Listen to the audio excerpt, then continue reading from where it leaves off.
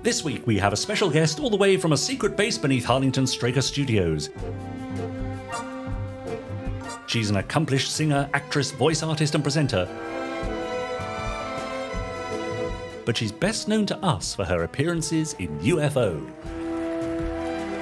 It's Ayshea Brough!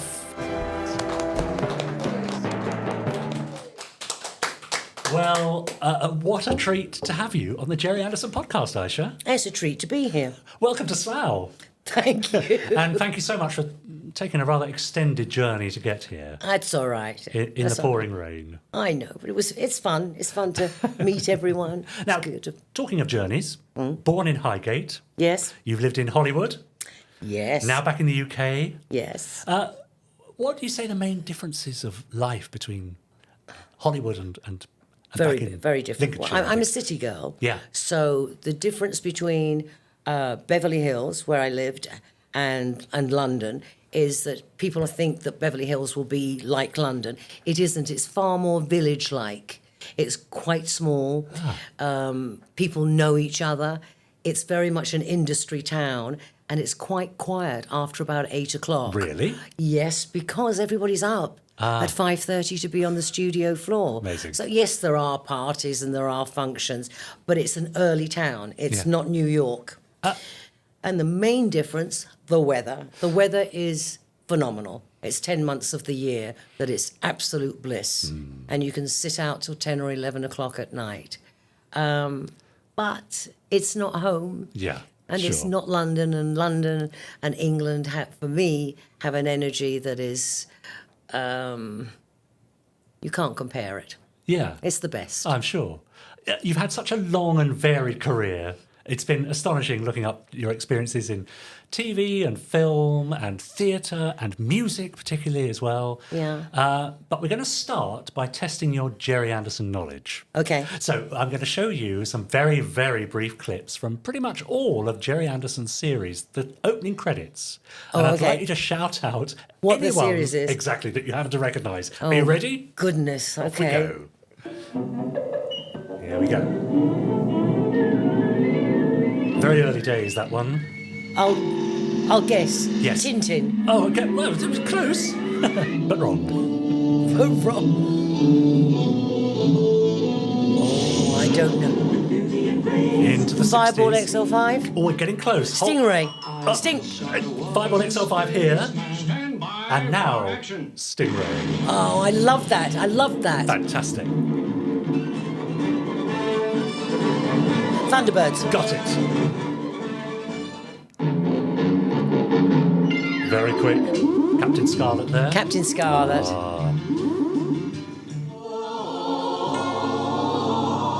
Now, coming up, Ayshea, is one you might well recognise. Oh, UFO. Of course. Followed by...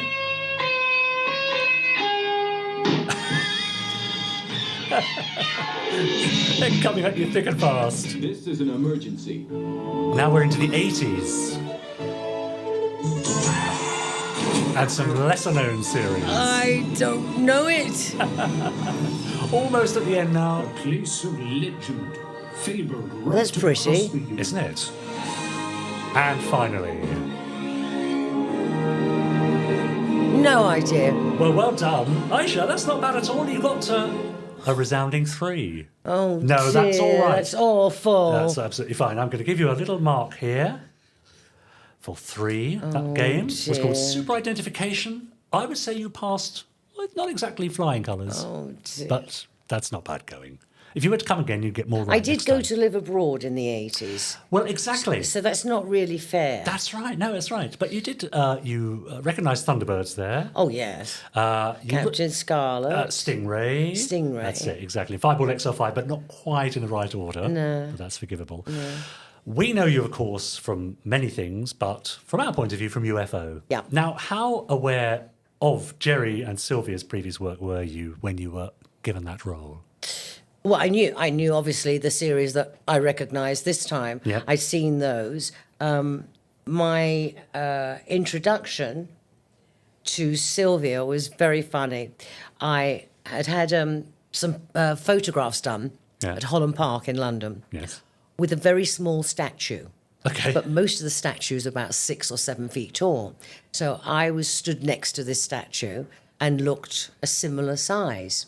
And Gerry and Sylvia wanted to have rather tall, Amazonian and different looking girls for UFO. Yeah. So they called me in. Well, I'm 5'3". I'm not exactly Amazonian. And I remember walking in and things were starting to go pretty well for me. I just got my own series, Liftoff with Ayshea. Yes. And I walked in and I thought they'd be pleased to see me. And they said, "You're very small." And I went, "Well, not really. I'm like average. What are you looking for? Like giants?" And they were very sweet. Anyway, They cast you? Yes, it was Rose Tobias Shaw and it was Sylvia Anderson. And when I went to do the screen test, the clothes were like full length on me. Oh, yeah. They were really long, so I had to Brilliant. hoik them up. And anyway, so that's how when I first met them. That was their Fantastic. opening line was, "You're very small." Very small. Yeah. But very small perhaps, but a very big talent, may I say. Now, let's take you back then to your childhood in Highgate. Yes. What was that like? Tell us what I family was life was like. born on Highgate Hill, about 20 houses from the Dick Whittington Stone. Yeah. My mother and father moved to Paris for a while. My father was into racing horses. My parents, unfortunately, divorced. So my mother came back. And from Highgate, we moved to the centre of London. Yeah. And I then went to the Arts Educational School. In the 50s, 60s? In are we the talking about? the beginning of the, let me see, in the end of the 50s, 60s. So London was just starting to swing, It as was. they say. I had the best teenage years ever because it was the swinging 60s. Yeah. I can remember walking down Carnaby Street. Yeah. Everybody was dressed to the nines and seeing Sonny and Cher just come down the street and Amazing. the Birds with the glasses. And lots of people won't even know who the Birds are. It was just a wonderful time. The clothing. This was the era for the first time that teenagers had their own fashion, not a smaller version of their parents' clothes. Right. It was our clothes. It was our music. It was a wonderful time. And was that also reflected in your ideas and the way you saw the world? Were you determined not to see the world like your parents? No, I don't think I didn't want to see it. I think that that my generation, we didn't even think to repeat. Whereas my parents probably thought, I will do this because my parents did. We were the first generation that also our parents didn't insist that we were replicas of them. Yes. We had a lot more freedom. Yeah. I mean, my father was a stickler. He expected me to study and to either go to medical school or law school. That was what my destiny was to I be. see. My mother was much more progressive, sent me to a ballet school and theatrical training school and said, do whatever it is that you want to do. Yeah. And how did you find that spark? How did you decide what you wanted I to do? think because I was led to it, but going to a ballet school, a vocational school, so you're studying music, and so it's sort of, I didn't really make the choice until about, I'd say, 10 or 12. Right. And I started seeing musicals, and I was really into pop music. I became a pop singer because of the Beatles. All I wanted to do was to meet Paul McCartney. And did you ever? Yes, I did. But but that's the career I chose. Yeah. My father, on the other hand, could not understand why I wanted to be a pop singer. Was there a tension or a friction there, or was he able to let you? Well, because my parents were divorced. My mother basically had the last word because I was at home with her. Yeah.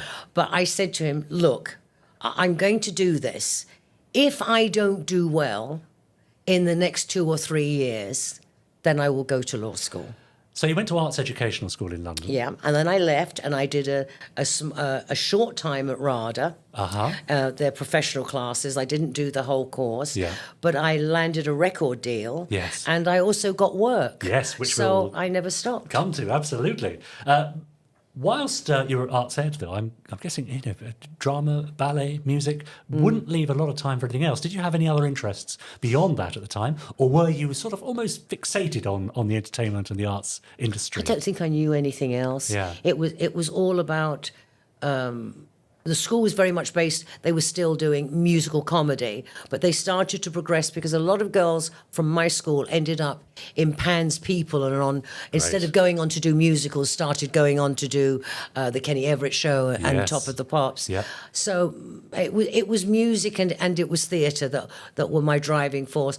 I've always been insane about fashion and about interiors. So anything in the art world, really. Yeah. Not very science-based. Okay, so where did that come from? I mean, was there any link in your family to these sort of more artistic... Well, my father, I'm told, I don't know, it was before I was born, owned a lace factory in Nottingham, but I don't think it was anything to do with him understanding lace. I think it was just a business.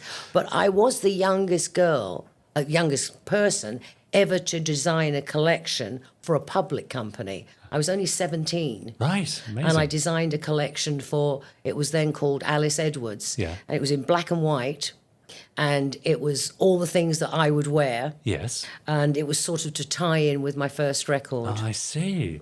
I asked you to send me some details about your first Gerry Anderson memory, not from UFO, but we're going back even further because you picked this rather interesting little series. Oh, God. Steve, it's beautiful down here. Yeah, but we're no nearer to finding the survivors. Poor guys, they must have given up hope by now. Steve, the creature. He's trying his heat ray on the hull. Let's get out of here. I loved it.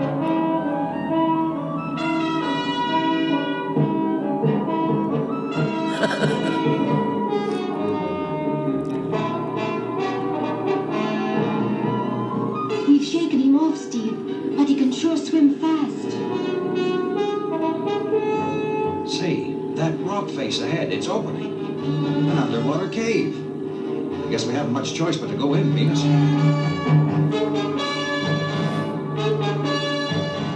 To be continued. Fireball XL5. Loved it. Did you? Loved it. Do you remember what you loved about it specifically? Do you remember watching certain I episodes? don't know. I thought it was thrilling at the time. Yeah. I mean, we had, if you think back, Doctor Who round about that time, you know, Daleks that's were right. a little bit and very rubbery. Yes. This was pretty good. Yes, you're right. Around about the same time. This was 62, Yeah. Doctor Who in Yeah. 63. Were you watching this as a family or was this a guilty sort of personal No, this pleasure? was me. This was me. Right. This was me. And what else were you watching at around the same time? How did it compare to other things I you was may watching have seen? Oh Boy. Right, okay. Which is a pop show, I think, wasn't it? Yeah, done by Jack Good. Yes. Who years later I met. Uh-huh. And the resident band on there was Harry Robinson, and he produced my first record. Right. It's such a small world. You know, back in the 60s and 70s, the music industry was so much smaller that you met people and then it would come full circle. You would end up knowing them, and it's how interlaced it was extraordinary. Now it's vast, it's Yeah. corporative, it's not the same. Do you get the feeling that you were sort of like a leaf on the wind being blown to one opportunity to the next, or were you able to take control of that in the early years to some degree? I don't think I felt I was blown. I just thought I was on a journey. I was just really enjoying putting one foot in front of the other. Yeah. I had no idea. All I thought was, I love to sing. I want to be a pop singer so I can meet Paul McCartney. And I knew I was professional because I'd been trained. Yeah. So I was fine at doing that. But other than that, it was just fun. Yeah. It was just having a good time. I was lucky. I didn't have the pressures that I had to go and earn my living. I was still living with my parents. So Yeah. that made it a lot easier. In London, of course, at the heart of it Yes, all. Really, yeah, where- yeah. I could walk anywhere. Yeah. I was living 2 minutes from Marble Arch. Yeah, So that's right. And in your wildest dreams, where might it lead? At that point, let's think of you 10, 11, 12. Did you have any impression where you might want it to end? I thought I would end up. I would be on like the Oh Boy. Okay.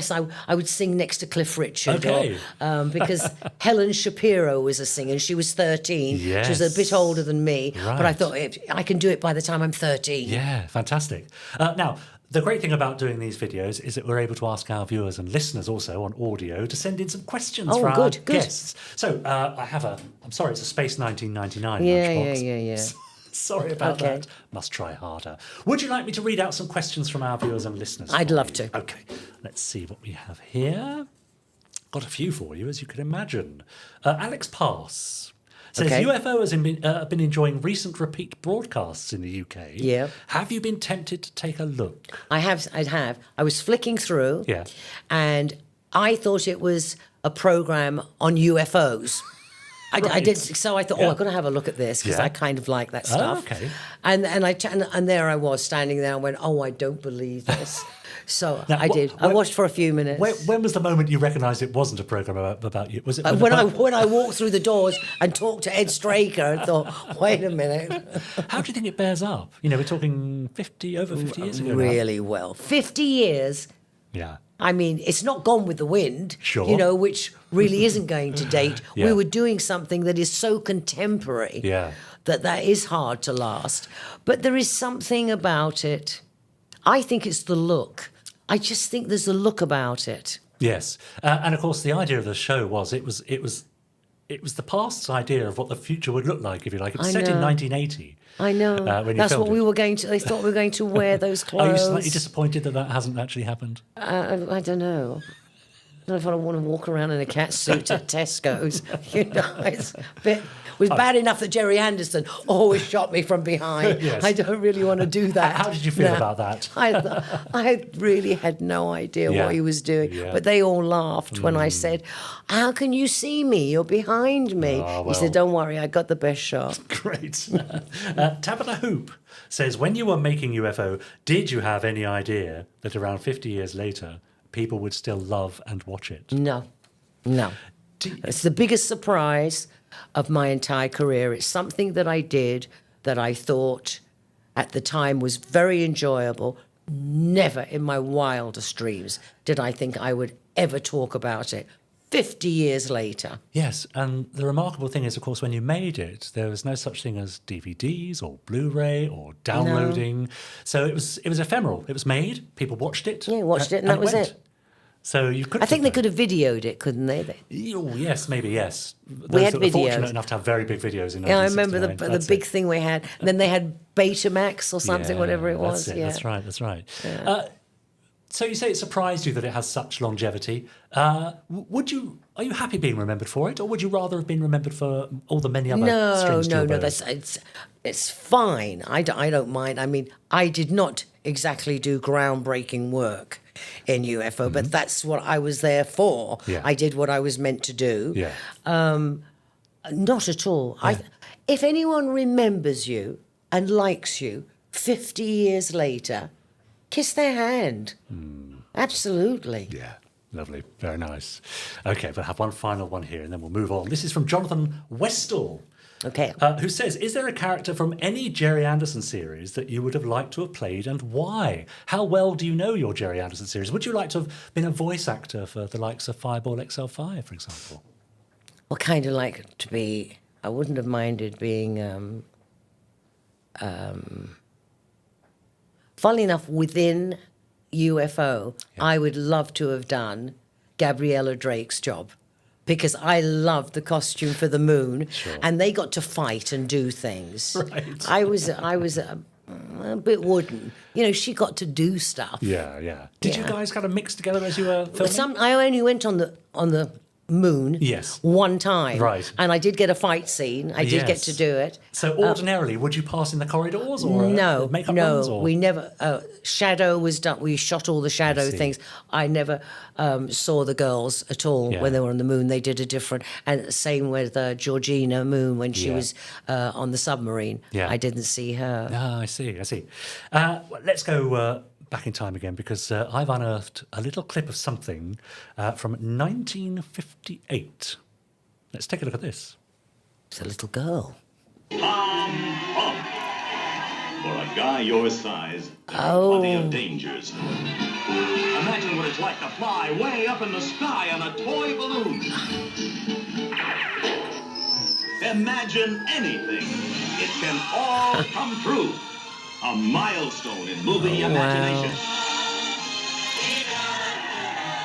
The littlest guy in the world in the biggest adventures of all time. Thumb. Tom Thumb. Oh, yeah, just about over to the right in a slightly different scene. But at that time, that's what I did. I was a little girl. Great. Yeah. 1958, so you would have been, if you don't mind me asking, I would have just been 11. 11 years old.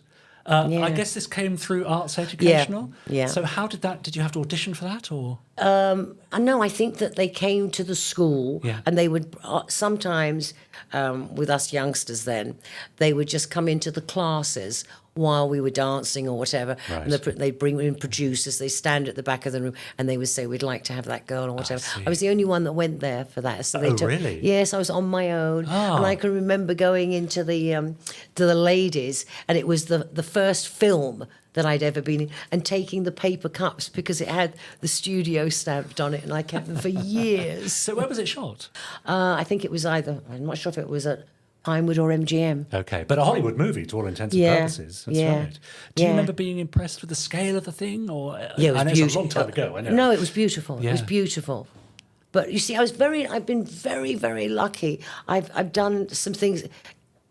Doing UFO was shot like a movie. Yes. It was beautifully done. It wasn't, just a camera and a bit of a rough studio where a lot of the music stuff is done. It was beautiful. Yeah, and the likes of Terry Thomas and Peter Sellers. Yeah. Well, because I lived in the centre of London, every Sunday I used to go riding, and we would ride round Hyde Park on a thing called Rotten Row. Oh, It's got yes. sand that goes all around. Yeah. And Terry Thomas, the first time I ever met him, his horse charged past me when I was about 8 and threw my teacher and threw me off my horse. Really? Yeah. And I didn't get to talk to him in the movie, but I wanted to go up and say to him, you knocked me off my horse a few years ago. But how much a part of that film did you feel? I can imagine as a very young girl, you were chaperoned, I guess. Yeah, yeah. Did you feel, how long did you work on that? Was it a few Not days? long, Or? about 3 days. But your first movie credit, really? Yeah. Got to talk to all of them. And I met some people that years later, when I was working, I would do TV and I would meet them, and they would look at me and they would go, and I would go, yes, when I was a little girl. Amazing. Isn't that incredible? There were some really nice actors in there. Yeah. I never worked with Russ Tamlin, who was wonderful, because that was done mainly in the States, and that it wasn't done see. so much. Yeah. I didn't see. I mean, he shot stuff here, but I didn't see him. Yeah. There's a really lovely line over that trailer, which I think is really quite appropriate. Imagine anything, it can all come true. I know. And that seems really appropriate for your career, because it seems you did have the confidence to imagine what your life might be like. Yeah, I mean, I look back and I go, there were many things that I could have done that I didn't do, because I chose personally, I wanted to have a home life as well as a working career, because without being very sad, but a lot of quite successful women do not have very successful home lives, because it takes you away, and it's very hard to run a family and a relationship as well. So for me, I mean, I was only like 31, 32 when I said, I have to stop this for a Right. period of time Right. and devote myself 100% to, making a home life. Right. So did you feel you were sort of on a treadmill in some degree? No, I loved it and I was happy, and yeah. but I saw so many women in their 30s and late 30s that hadn't had children, or their relationships had failed within my business, and it can lend itself to being too much about you. If you talk about the music and the talent and what you can do, that is wonderful, and that is a gift from heaven, and you should pursue that and take care of it. But there is also the fact that we are here to live a life. Yeah. And it cannot be all about whether you got that job, Yes. whether somebody thinks you're special. Yeah, so But life isn't just a CV, is it? No, there's more to it than that. no. Yeah, that's So, interesting. There's also a film I really tried to look into called 9 Hours, 9 Hours to Rama. Tell Yes. me about that. That, when Gandhi was assassinated, Yeah. the man that shot him hid at a very wealthy wedding. Ah. And I played the bride. It was my wedding that he came into, and that Wow. was it. And the young man who played my husband was actually studying at the London School of Economics. Okay. And so that was it. I auditioned for it, and Valerie Gueron was the star. Yeah. She married the director, who later married, and I can't think of her name now, a blonde actress who died in her 50s. It'll come to me later. Yeah, I'll try and remind you later. Yeah. Great. Yeah. So following that, 1963, you signed your first recording contract with Philips Fontana, I think. Yep. And your first single, Eeny Meeny, was released in 1965. Yeah. And you were just 16. Yeah. Is that right? Yeah. I'd love to play some of the music, but I'm a bit concerned about copyright breaches. I'll look into it and see what we See can if you get can. away with. Yeah, there's lots of stuff on YouTube. Yes, that's right. You're not missing anything with Eeny Meeny. It's an extraordinary name, isn't it, Eeny Meeny? Yes. It just sums up the record. It's not great. But a success for you. Well, it was a success in the sense that they signed me up for another year or so. And what did that entail? Were you now sort of a full-time professional pop singer? I was from the minute I left school. I got the record deal by making a tape in the bathroom so that I'd get a bit of echo. Classic. And there were tiles, and I just sang a song with no accompaniment, and I sent it to a record label. I told you I was desperate to become a pop singer. Yeah. Now, if you did that now, it would never make its way. No one would ever see it. No one would ever see it. Yeah. But it got to an A&R man, and he sent for me and said, I'm really surprised because you've got a really deep, big voice. So I thought you were going to be a woman, and sort of far cooler than you are. I came in like white socks and my uniform, It was a little bit like, Great. Who is she? And so they signed me, and so it went on. Then I got moved to CBS and different labels, but... What was life like as a 16-year-old in the music business? Oh, it was fantastic. It was nothing but parties. Really? Well, all the magazines were out, like Fab magazine and Jackie. Yeah. So once or twice a week, you would go to the magazines. You get dressed up, and they'd have all the young pop singers, and the people, the it girls of the day, and they take photos of you in Bieber clothes. Wow. And you had photo. I remember the first photo shoot I think I did for Jackie was with Status Quo. Amazing. And so you do the photos, and then later on they might do a little party or something at an ice rink. Yeah. And then you do some photos there. Yeah. And then the rest of the time you go down Carnaby Street 3 times a week, meet everyone, go to Denmark Street, Yes. sit there and talk to everyone about what songs there were. There was David Bowie there and Mark Bolan, who were desperate to get a record How deal. extraordinary. So, it was a full-time job. I mean, that's what being a pop star is, I guess. Oh, yeah, and you got dressed up all the time. You always had to look nice, and you had Yes. photos taken. And were you being moulded? Was there a... Well, yeah, I'd had a lot of training because most pop singers went in and they came straight from just regular life. I'd already been at a stage school since I was like 5 years old. Yeah. So there were certain things doing all the PR stuff. But what really made a change was my agency were really smart, and they put me with Jimmy Cliff. Right. And so I went out on the road with a pop band, Wow. with a brass section, with Jimmy Cliff, and I sang on the road for like 18 months. Can you remember some of the venues you must have played up and down the UK? The Manor House, Bromley, Kent. Yeah. There was one there. Everybody played the same circuit. Yeah. Georgie Fame, Zoot Money, The Who, Yeah. Moody Blues, Yardbirds. Yeah. All of them. We all played the same. I appeared at the Marquee every Thursday. Right. There was Long John Baldry, Rod Stewart. Amazing. I belonged to the same agency as Rod Stewart. I see. And was there any kind of self-doubt at any point? Did you ever look around and think, I don't belong here? Or did you absolutely feel at home there? No, I just loved it. I thought Yeah. a lot of people were a lot better than me, but I just had a great time. But they seemed to like me. Yeah. You seem remarkably to straddle acting and singing as well. Is that an easy bridge, or...? Now, I think it's absolutely accepted, and nobody bats an eyelid, Yeah. and they think it's perfectly normal. When I was doing it, it was really rare for singers to step over into acting. Actors might deign to sing, Yes. and they weren't usually very good, Yes. and they didn't become pop singers. But it didn't work the other way. And then models had a fight to get out of modelling into acting. Yeah.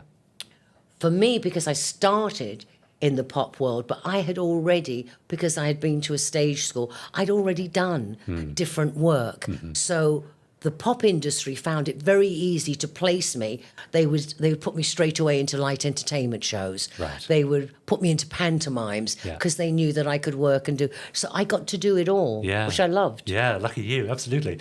Just another couple of questions from our viewers. And then we'll play a final game, I think, before we say goodbye Oh for God, this I week. haven't been good at those. Ian Stevens says, are you aware that the shows are still popular today, and does it surprise you? And also on a personal note, UFO has been so helpful getting me through the personal issues I've had by giving me a much-needed break from reality. Is that a common thing you get from fans of the shows, that it's helped When I them? meet them at conventions, yes.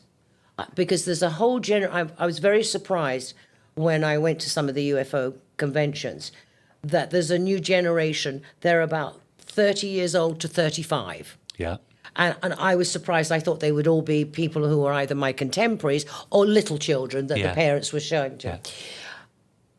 I think these sci-fi shows and anything that is out of the norm is a great comfort for people who are going through insecure periods Yeah. or just difficult emotional periods.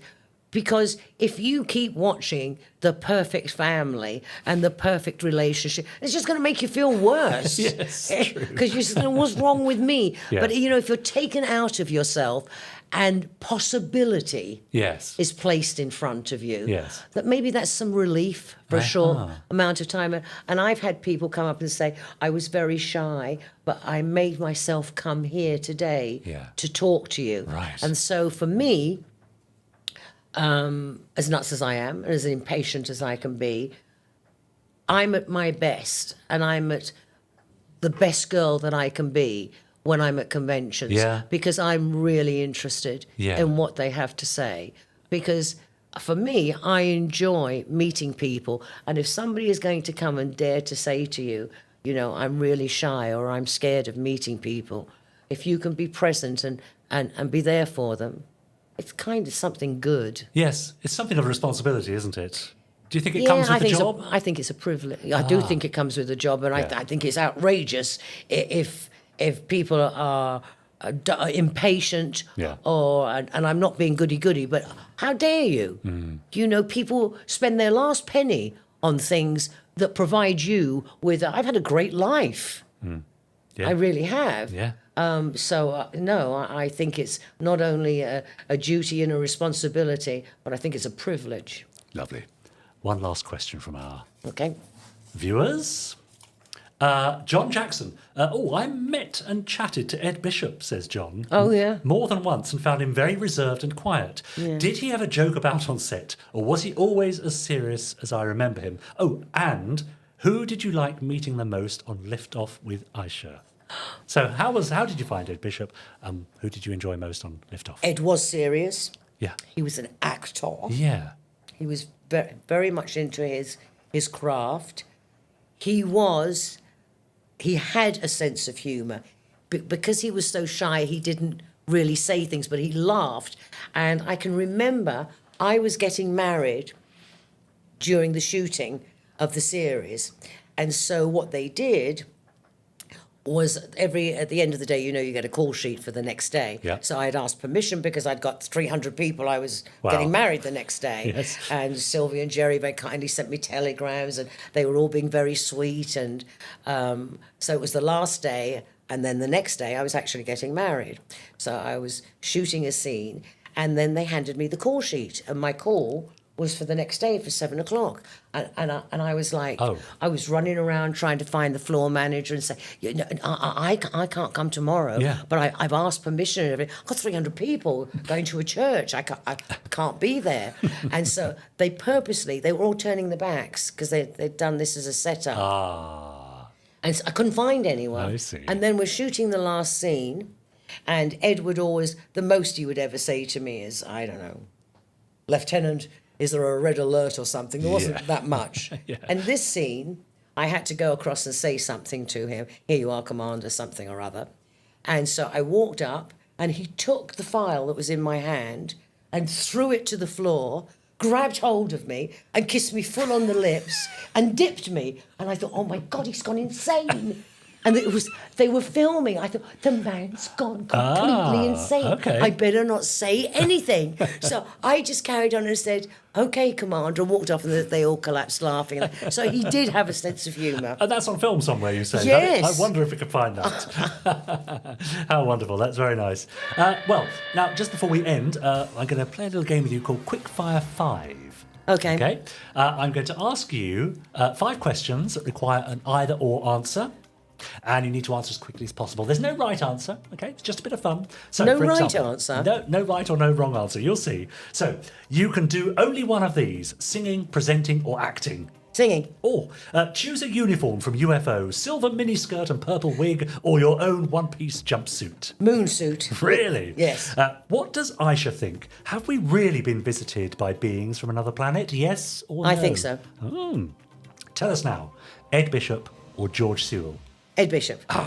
Now, the Spectrum agents in Captain Scarlet were named after colours. So choose your own colour from the Dulux paint range and join them. Are you Captain Chic Shadow or Lieutenant Melon Sorbet? Oh, melon sorbet. Lovely. It suits you. That's your Quickfire 5. You seem quite painless. Well done. You shared your memories of Fireball XL5, your first Gerry Anderson memory, and also the beginnings of your career in the entertainment industry.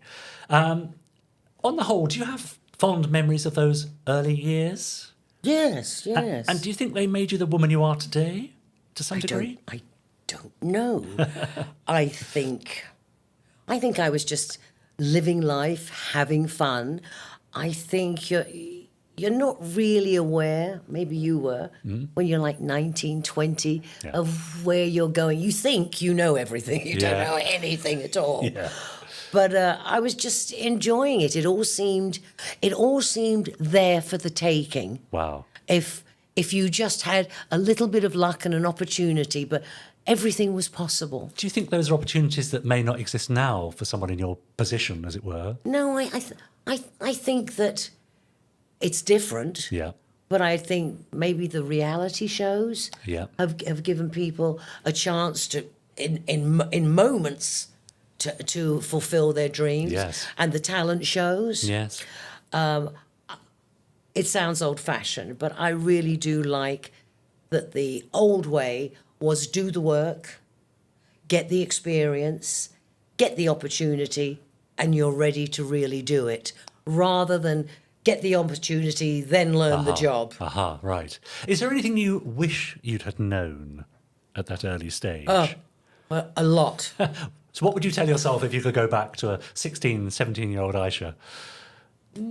Would you reassure her that it all turns out all right in the end, perhaps? Well, it has. I'm here. Yeah. I'm here, and I haven't done anything terrible, and I've got great friends, and I laugh most of the day, and life is good. What would I tell myself at 16? I would not get so sidetracked. I think I would work even harder and just concentrate and really try to compress 15 years career into 5 years. Wow, right. Okay, interesting. Yeah. We spoke last time, of course, about UFO, which is your connection to the worlds of Gerry Anderson, as we know. And you sent me a favourite moment that you felt we should take a look at. So let's have a look. Bless you.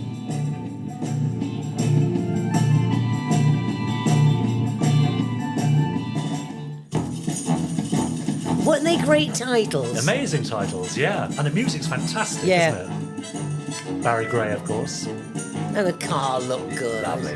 There she is. Oh, look at her. Do you know Keith Alexander, the guy, was the voice of Topo Gigio? Ah, right. Do you know the little that. Italian Yes. mouse? Ah.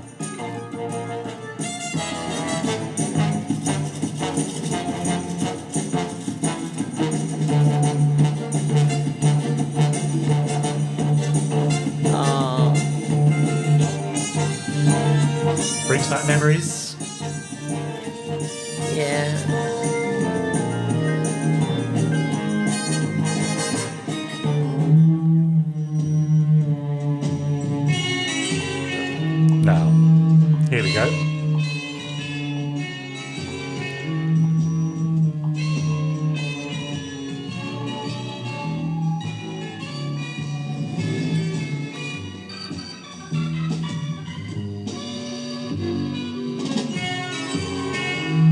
business.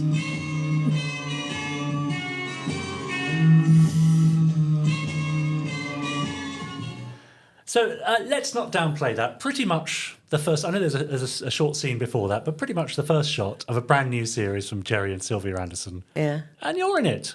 Yeah. So there's that. Yes. And I didn't know, they booked me to do the bit that I was meant to do. And then they called me and asked me to come down. And they said, we want you to do the titles, which was a lovely thing for them to do. Yeah. For me. First of all, because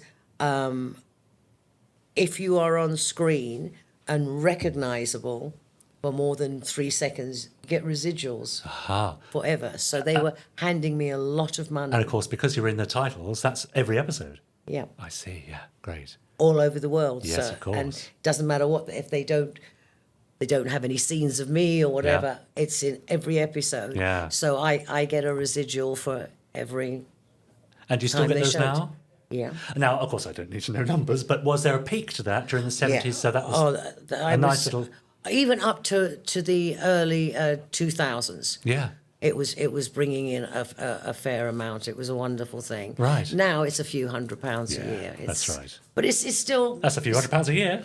Yeah. It's a Christmas present, isn't it? Yeah. It's a gift. Yeah, exactly. And then the scene outside Elstree Studios there, if you were arriving to work with your folder. Yeah. Tell us about that day. Can you remember anything about that? I remember Gerry. It was like being in a movie. Yeah. Because he was on, the dolly, Yes. and he was doing the whole thing, and there was only me. We had a whole crew and whatever, and you had people sort of in the background doing one or two things. But he said, right, this is what I want you to do. I want you to be thinking about your job, and you're going. And I'm okay. So I'm motivated. I'm a professional, and I'm doing something that's worthy for the earth. And I thought, how come he can't see me? He's behind me. Yeah. And finally, after a good few shots, I said, I don't understand. You're behind me. And he said, trust me, I've got the best shot. So that was it. Okay. But it was very sweet. Yeah, very but sweet. But it wasn't horrid. It No, wasn't no. gross or anything. No, different times, of course, which is the well-known phrase, isn't it? You probably wouldn't approach that scene in that way now. I think sometimes we get a little bit too caught up in, we mustn't be used as women. They didn't really hire and never have hired me because I was ugly. So, I think it's a little pretentious to be, I don't care. So by now you had a very successful career in the music business. Yeah. How busy did UFO keep you? Were you able to do both at the same time? Yeah, well, their schedule, you can't manoeuvre around because it's filming, it's so expensive. I would get up at like 5 o'clock in the morning and have to be up at Elstree by 7. We'd be in makeup and we'd be there till 6 or 7. So for the period of time that we shot an episode, you had no life other than do the job and then come back, learn the script or whatever. Yeah. I didn't have loads of dialogue, but you needed to, know what was going on. And did you have sort of downtime? Did you have the odd episode that wasn't quite so heavy for you, so you had time to yourself? Oh, yeah. But when you were shooting basically an episode, if you were in the episode, you were around for those 2 weeks. Yeah. I think we shot them in 10 days or 2 weeks.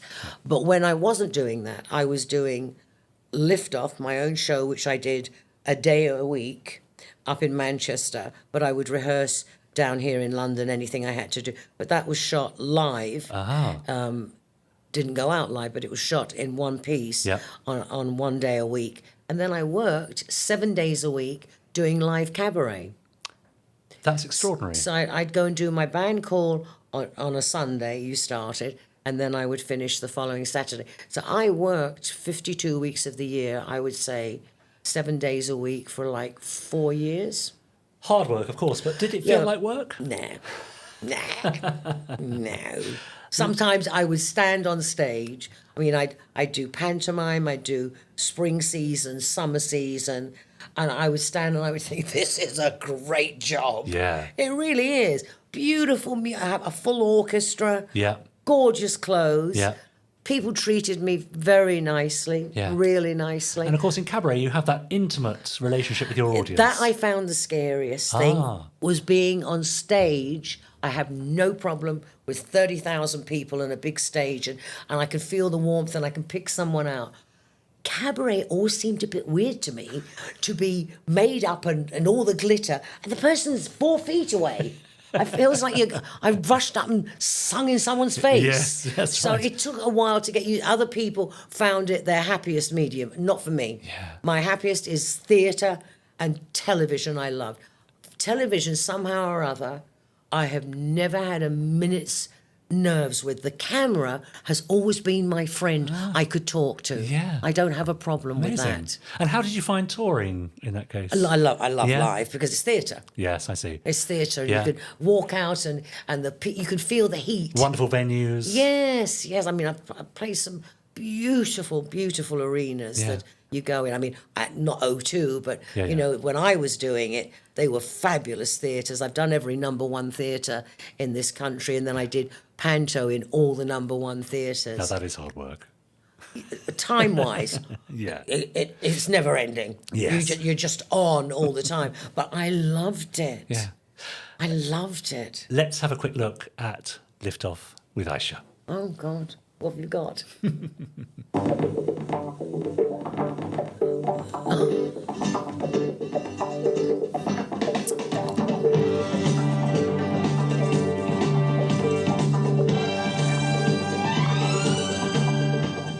Hello everyone, it's really nice to see you. And look who I've got to help me out this week. Barry Hello Barry, how are Brough. you? Hi everyone. Hi Ayshea. Hello Barry. I think, do you know, I think you got a really good show this week, Ayshea. You do? Yeah. Oh good, who have we got? We've got Jigsaw and Eli Culbertson. And of course Barry. Thank you.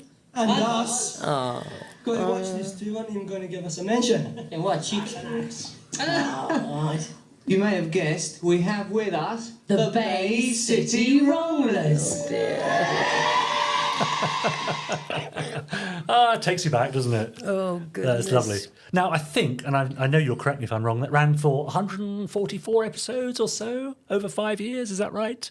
Yeah. From about That'd be 1969. right. Yeah. Yeah, and there was that big hoo-ha that I only found out about, I'd say, 10 or 15 years ago. Yeah. That someone had wiped all the tapes. Right. Really. And I didn't understand why it was not being shown every Saturday, because they always show all the pop programs Yeah. and I thought, this is weird. Yeah. And then Granada called me and said, we're celebrating 50 years of something. We want you to come because yours was one of the most highest rating shows. Yeah. And then I said to someone, if that's the case, why do they not show it? Yeah. I find it so people are always writing to me, why don't they repeat it? What it came down to is they wanted to digitize it. Mm-hmm. And they put a guy in a room with a list of all the shows, and they said, those two there don't copy because we've already got copies. Those two you can wipe. And he wiped everything and kept those two. Ouch, really? Yeah, and I think they didn't tell me because they were scared I'd sue them. I mean, that's 5 years of work gone. But not just me. Yes. It's David Bowie's one and only time that he appearance as did Ziggy Stardust. Starman. That's right. That's extraordinary. There's David Cassidy. There's some beautiful, beautiful things. Yeah, gone. The first time Slade were ever on, the first time Sweet were ever, these were their first shows. Yeah. Elton John as a double act, Yeah. as a young guy, Amazing. I must talk to my father-in-law about this because he was in a band called Sailor in the 1970s. I remember the name. Well, I wonder if he ever appeared on your show. I must talk to him about that. He's the drummer. Or was the drummer. I think Sailor did come on Yeah? the show. Great. Well, you have to ask him. Yeah. So you did a whole day. Did it take a whole day to shoot an episode up in Manchester? We'd leave London. Most of us came from London. Yeah. Oh, and this is the days of, you wouldn't believe, British Rail. Ah. The guys, because we would get on the train at 7:30 or whatever it was, and they would have our breakfast already. Because they knew, because we came every Wednesday, we see. came up. Yeah. There was Muriel Young, who was the producer, and different people. Yeah. They got to know us all, and our breakfast would be there. And then on New Year's Eve, we were working, and when we came back, they had decorated all the carriage and put the name put liftoff everywhere, and they'd got it's amazing. Great. So we shoot it in the morning. We'd rehearse in the morning, and then at 5 o'clock in the evening, we would run the show as though it was live. I see. And you just had to do it, no matter what. You know, sometimes somebody fell over, sometimes their voice started to go. It had to be done. Yeah. And then we finished, and then we got on the train back to London at 7 o'clock. And all this in front of a studio full of kids, I think. Yeah, yeah. And sometimes they're teachers and stuff. Yeah. Oh, you know, you got a room full of kids. The hardest audience to please, aren't they? Yeah, but they're great, you know. Well, particularly with music, of course. Yeah, when they would turn around and go, "Don't like him." So you mentioned some great names there, from Bowie to Slade and Elton John and so on. Were you aware that you were right at the middle of this pivotal moment in music? Or did it just seem like, No, I think we knew, because it was coming at you from, we had glam rock, and we still had, oh goodness, I've forgotten his name now. Oh, it's wicked. I'm going to leave old Durham town. Oh, Roger Whittaker. You had Roger Whittaker. What a different world entirely. So you had Roger Whittaker, and then you had David Bowie. I would have on the same show. Yeah. So you had music coming. Basically, it was light entertainment was going off into its own world. It was not the centre, and pop music was becoming the thing that would be on at the Palladium. Yeah. So there was you knew it was different. Yeah. And the 60s and 70s, of course, gave us some great music. Is it still important to you today, music? Oh, yeah. And what do you listen to now? Old stuff or new stuff or everything? Everything. Yeah? Everything. Yeah. I like to have music on 12 hours a day in the house. Even if I'm doing something, I like it in the background. I love everything, most of the stuff that comes out today. I love the old stuff as well. But what I do love today is we have so many fabulous writers and singer-songwriters, which is beautiful. Yeah, Ed Sheeran's and so on. I'm just going to say, there you got Ed Sheeran, Your Lewis Capaldi. And you got girls, you got Adele. Yes, you of know, course. I mean, Yeah. England's pretty good. Yeah, that's right. Now, I think there's just a couple more questions in our Space 1999 Would you lunchbox. start with the Space 99 with the tin? What is it with it? You keep. I'm sorry. And here we have the Space 99. It's nothing to do with me. I don't care about I know, him. I'm terribly sorry. I shall mention it no more. It's just as well you're not back again next week, isn't it? Right, let's have a look in here. Why, is it going to be here Of next course. week? Oh, goodness me. Robert Monk asks, well, we've sort of answered this already. Were you aware of or did you watch any other Anderson productions before being cast in UFO? Yeah, but only the... That's it, Fireball XL5, as we watched last week. With strings. With strings. Do you get that thing? Because I don't know if you know, I was in a Gerry Anderson show, so I'm also an actor. I was in a later show of his. What did you do? I was in Space Precinct, which was a police, cops and robbers in space. Oh, when was that? At Pinewood Studios in the early 90s. So I wasn't here, was I? I was in America. But when people find out I was in a Gerry Anderson show, they very often say, were you the one with strings, the puppet thing? Oh, do you get that? Do they? No, mine's even worse, because not only did you have the string thing, I married Peter Brough's son, who was the ventriloquist Archie Andrews. Yes. That was my father-in-law. I mean, not everyone will know of Peter Brough. No, I see. Bit of a genius ventriloquist on the radio. That's right. Clever. But he discovered Max Bygraves and Julie Andrews. Amazing. He used to put on these big impresario shows. But I used to get yelled at everywhere I went. Do you get splinters? No. It's not original, it's not funny, and it's not clever. Stephen Carson, what do you prefer, acting in UFO or presenting Liftoff with Ayshea? So if you had to choose... Oh, I can't. I know, it's unfair, isn't it? Really? Not even a cigarette paper between them? No. Fair enough. It's all my work. Yeah, fair enough. Now, after UFO, you then made another appearance in another cult show, and it looks like you were in a far nicer location than Elstree this time. So let's have a look. So, that's Jason King. In the flesh. With a man like that, a girl would have to be careful. True, but not too careful. It's essential that you get into his room to find out what he's working on. And then? Keep him there. He looks to me like a man who makes up his own mind. If you go into King's room this evening, the chances of you getting out before 3 in the morning are rather remote. I see. And this? Wire for sound.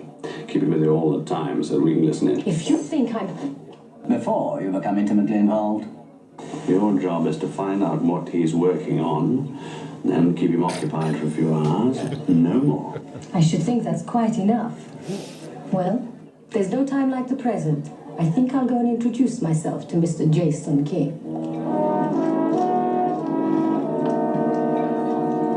A little bit of the Italiano. That's called eye acting.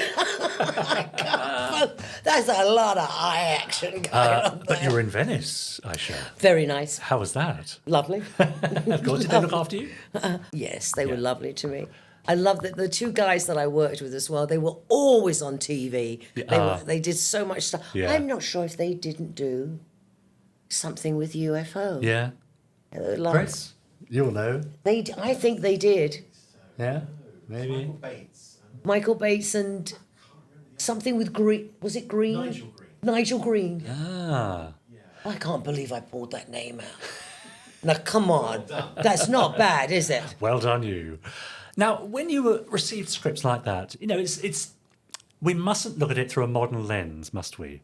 But Jason King was not the most sympathetic of characters from a female perspective, you might think. Did you roll your eyes inwardly as you read the script and think, okay, I see what's required, fine? Or was that just the way it was? Are you saying you didn't think he was fanciable for me? He was the housewife's dream. Yeah. They loved the white tie and the suits and the hair. But me, no, I was into like a rock star. I was young, To me, I thought it was odd. Yeah. I thought it was. But look at the casting. A young girl. How old was Jason King then? In his 40s or something? Certainly looks it, yes, that's right. He's got like a 19-year-old. But an amazingly assured performance, if you don't mind me saying. I mean, you absolutely feel completely comfortable in front of the screen there. As you said earlier, you've always felt the camera is your friend. And I think that scene absolutely shows that. TV's warm so and no nice. nerves or particularly? No, it was fun. The only thing I was nervous about was having to kiss him. Oh, how was that? I've never kissed anyone before on screen. Mm-hmm. It was a bit weird. How many takes did that take, I wonder? Oh, I think there was 2, and I said, yes. I've done it now. That'll do. So he was nice enough. He was pleasant. Yeah, good. Glad to hear it. A very busy few years then included live stage work, as you've said, touring the UK with Cabaret. How different a process is it from working on a stage to working in camera? Do you prepare in a different way? Of course, you have a rehearsal if you're part of a panto, which you may not get as as part of a TV show. But was your working process different? The secret of television, I mean, that where if you're going to do something, sort of on a regular basis, not like UFO, because you're not really feeling the person. There's not enough dialogue for you to get really close and understand them. But it's as big as life is in reality. It's not bigger. Yeah. Whereas theatre is much, much bigger. Yeah. To be natural on stage, you have to be so much bigger so that it crosses the footlights. If I turn around and just talk like this on a stage, it's going to be lost. It has to be. It has to draw them in. And that's why I think I like TV, because I like people. So talking to a camera... Yeah. Yes. It's a different thing, and I am never really that much aware. Once I start, I know what my position is and what I'm meant to do. But once I'm there, that just becomes part of me. I'm not worried how I look and whether my voice sounds right. That's gone. Where you're far more aware in theatre of, are they hearing me? Is this coming across? Well, that's what happens to me. It's a continual thinking process when I'm doing anything theatre. Now, it's interesting you said there about your work in UFO, and you said that, there wasn't particularly much to draw on. It wasn't a well-drawn character. No. So what you have left to draw on is yourself, isn't it? And that's where I think an actor in those sort of roles can stand or fall. But luckily, I would suggest, you had already lived a full and rich life, which you were able to almost subconsciously bring to those moments. Do you think that you could actually look at her and think she was more than yes and no and okay? I can imagine so, yes. I can imagine that character has a life beyond the screen. I think there were a couple of times that I was very lucky that they allowed me to show concern. Yeah. And just something, Yeah, that's right, yes, which presents you as being more human, I suppose, doesn't it? Now, in 1975, you represented Great Britain at the World Popular Song Festival in Tokyo with a song written for you by Elton John. entitled "The Flowers Will Never Die." That's right. So all in all, you record. And I didn't win. And I had an Elton John song. How close did you come? Do you remember? I think I did really well. Yeah. They put me on tour and it was highly commended and they gave me. But people can be so mean. I can remember, I won't say who the contestant was, which country it was, but the manager of this particular contestant sort of cornered me and said, well, you don't have to worry because it's all fixed, because it's Elton John, so you're going to win. Oh. Well, I have to tell you, no one has said to me that I was going to win. Yeah. And that it was because of it. I was sitting there trying to learn what my number was in Japanese, so when they called out the number, whether I'd got through or not. But I was very young and I thought that was so mean. Yes. He was so jealous and so angry, and it wasn't true. Yes. And I didn't win. Yes, there you go. So you were out there for a week, I think, the competition? For a week and for the then competition, and then you like toured. another 3 or 4 weeks to tour. You toured with the other contestants. With the winner and different people. And how did you all get on? Do you remember? Really well. Really? Because you were all thrown together in the same boat, I guess. Yeah, and they're so brilliant, the Japanese, at organising. You have to remember that we had every language, and so the translators that we had translated not only from their language to Japanese, but then to English as well. So they spoke like 8 languages. Incredible, these girls. I became very good friends with some of the people from France and from Sweden. Yeah. And years later, I bumped into one of them in Los Angeles, and we got up and sang together. It was strange. No, everybody was really kind to everyone else except this one manager guy. Yeah. Because you're representing your country. Yeah. It's a really big thing. Yeah, absolutely. So why did you leave us? What took you away from the UK to the US? Personal reasons or professional? I went across to be with a friend of mine, Susan George, and I was going to stay with her for a couple of weeks, and I met my ex-husband. Aha. And we went out a few times, and then I came back, and he said, I really need you to come back to America because I don't really want you to leave. So I went back, and I married him 6 months later. Oh, wow, okay. So that's why I went. And did you feel like you were leaving something behind or starting something new or both? I was leaving everything. Yeah. All my work, everything. Because I actually thought then, not I'm going there now to start an American career. Yeah. I thought I'm going to go and I'm going to retire and I'm going to marry and have children and live a quieter life and do that. Which I didn't. No. And then we have you back, of course, in the Yes. UK. So lucky us. And you put all of this, I understand, in a book, the Book of Ayshea. Yeah, I don't really put. It's more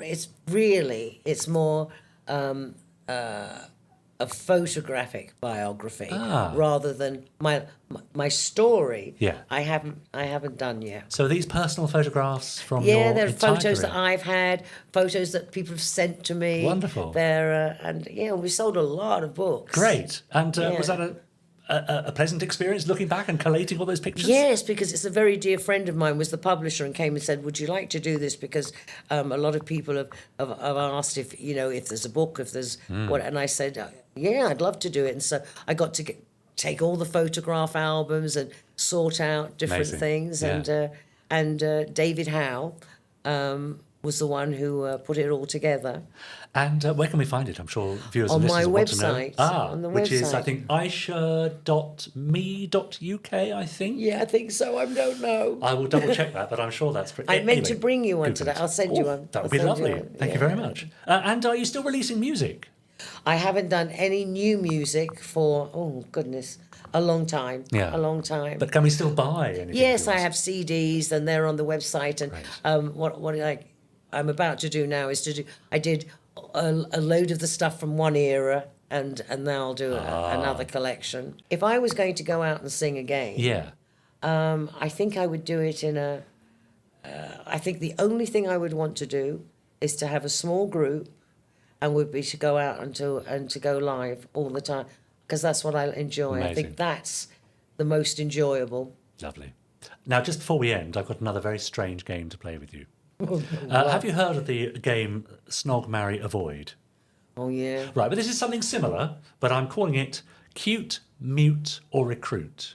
Now, bear with me. You have to imagine that we're forming our very own international rescue, like from Thunderbirds. Oh, okay, so. Okay? Cute. And I want you to imagine that you have been followed on your Twitter account or on Facebook by 3 new people. Yeah. And you have to tell me which of these that were picked by our last guest. I'm going to mute them because I don't want them. Exactly.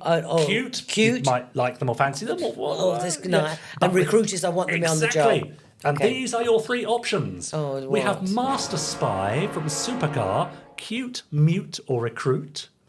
Oh, can I go see the others? We have Destiny Angel from Captain Scarlet. Yeah, Cute, lovely. Mute or Recruit. Or Officer Jane Castle, a policewoman from Space Precinct. We're going to recruit her. Nice. Who are we going to mute? She's cute. She is cute, yeah. And he gave me the horrible. Pa. It's done. Consider it done. Ayshea, thank you so much. Before you go, just pick 3 of these random cards. We don't need to see what they are for our next guest. Oh, yeah. Have you got 3 there? Great. Yeah. And I shall present them to our next guest and see who they choose. Thank you so much for joining us. I have to say, it's been an absolute pleasure. One to tick off the list for me. It's been delightful to meet you. Thank you for joining us. You were a pleasure to be with. You're very kind. Ayshea Brough, everybody.